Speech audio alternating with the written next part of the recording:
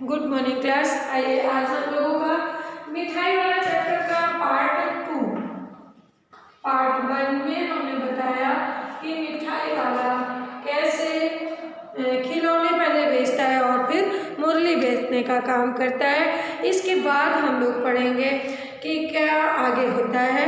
रोहिणी अपने मकान के बाहर बैठी मुरली वाले की सारी बातें सुनती रही। उसने सोचा, इतने प्यार से बच्चों को मुरली कौन बेचता है। मुरली बात करने वाला फेरी वाला पहले कभी नहीं आया था। सौदा भी सस्ता बेचता है, भला आदमी जान पड़ता है। समय की बात है, जो बेचारा इस तरह मारा मारा फिरता है, पीठ जो न कराए सो थोड़ा है।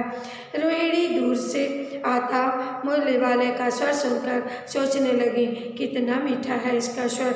रोहिणी को बहुत दिनों तक मुरली वाले का मीठा स्वर, उसके बच्चों के प्रति स्नेहसिक्त बातें याद आती रहीं। समय बीतता गया और उसकी स्मृति छीन हो गई। रोहिणी को लगा, इतना मधुर भाव में बच्चों से कोई बात नहीं करता। इस तरह आज तक खिलौना बेचने वाला नहीं आया। वो खिलौने वाले की सारी बातों को याद करती है। इस तरह से धीरे धीरे समय बीत गया। 8 महीने बाद सर्दी के दिन रोहिणी स्नान करके मकान की छत पर बाल सुखा रही थी। उसी समय गली में सुनाई पड़ा बच्चों को बहलाने वाला मिठाई वाला। पहले उसने खिलौने बेचा, फिर मुरली बेचा, अब वो मिठाई बेच रहा है। परिचित स्वर सुनकर रोहिणी ने नीचे आकर चुन्नू मुन्नू की दादी से कहा, आप मिठाई वाले को जरा बुला लीजिए, बच्चों के लिए मिठाई लेनी है। मिठाई वाला आ गया, बोला, खट्टी मीठी रंग बिरंगी जायकेदार मिठाइयाँ हैं, 1 पैसे की 16 गोलियाँ देता हूँ। बच्चे इन्हें बड़े चाव से चूसते हैं, ये खांसी भी दूर करती हैं। 16 तो कम है, 25 दो, दादी बोली। चुन्नू मुन्नू की दादी ने कहा, 16 कम है, 25 दो। नहीं अम्मा, इतनी नहीं दे सकता। अच्छा 25 नहीं तो 20 ही दो, दादी ने कहा। चिक्की ओट से खड़ी रोहिणी ने दादी से कहा, उससे पूछो कि तुम शहर में पहले भी आए थे या पहली बार आए हो। रोहिणी उसकी परिचित सी आवाज़ सुनकर कौतूहलमय हो जाती है और उन्होंने दादी अपनी माँ से कहा कि उनसे पूछो कि तुम पहले भी इस शहर में आए हो कि आज पहली बार आए हो। दादी ने इस कथन को दोहराने की चेष्टा की, पर मिठाई वाला पहले ही बोल पड़ा, मैं पहले कई बार आ चुका हूँ। पहले मुरली लाया था, इससे पहले मैं खिलौने लेकर आया था।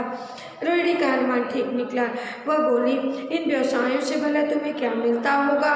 उन्होंने सोचा था कि शायद ही वही है, आवाज़ सुनी सुनाई लगती है। तो उन्होंने बताया, उनका शक सही निकला। वो पूछती है मुरली वाले से कि ये बताओ तुम्हें इसमें क्या मिलता है। मिलता भला क्या है, यही कभी खाने भर भी मिल जाता है, कभी वह भी नहीं, पर हाँ संतोष, धीरज और कभी कभी असीम सुख जरूर मिलता है, और यही मैं चाहता भी हूँ।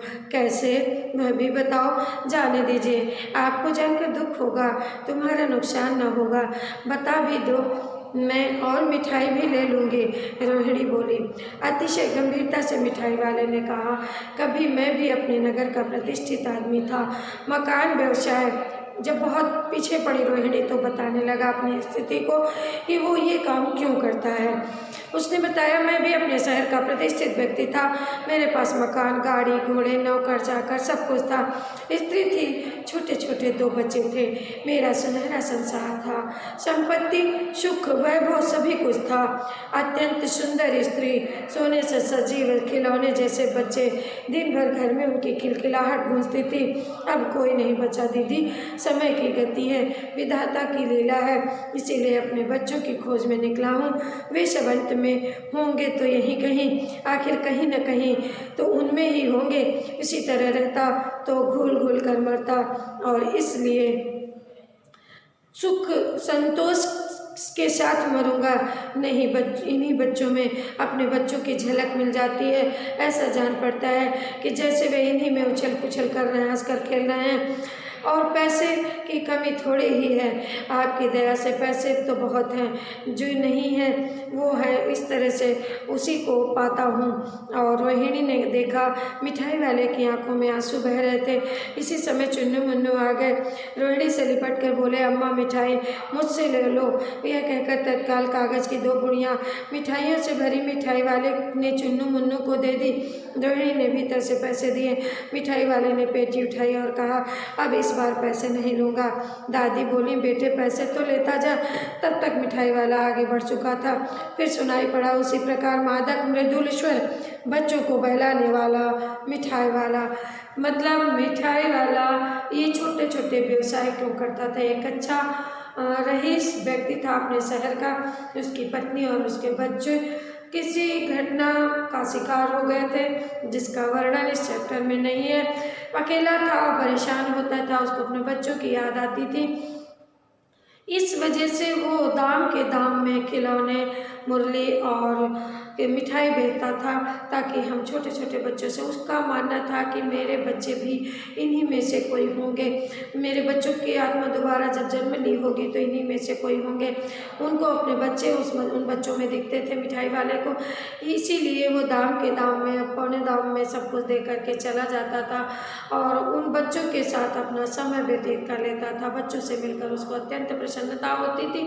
उन बच्चों के कारणों से अपने बच्चों की याद नहीं आती थी, उसी में घुल मिल जाता था बच्चों के साथ। ऐसे कौन बैठने देता, इसलिए उसने सब व्यवसाय को अपनाया और बच्चों के साथ रहकर अपना पूरा दिन व्यतीत कर देता था।